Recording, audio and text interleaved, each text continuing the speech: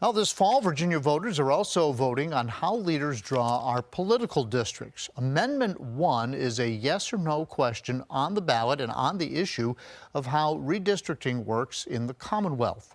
10 News reporter Shane Dwyer shows us why some of our local politicians are crossing the aisle in hopes that you'll vote yes this fall.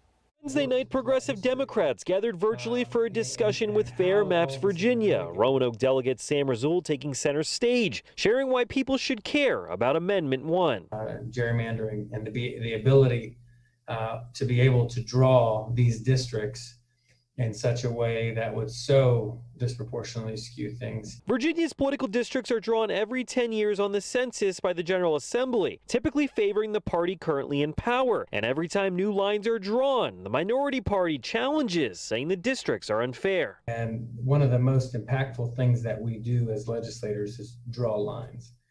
And nearly every redistricting that comes through has some amount of litigation. The amendment this fall itself is long and wordy, but boils down to a 16-member commission, half citizens and half bipartisan legislators. They would draw the lines, and if they fail to get the General Assembly's approval, the state Supreme Court would decide. Everyone's in favor of it on my committee.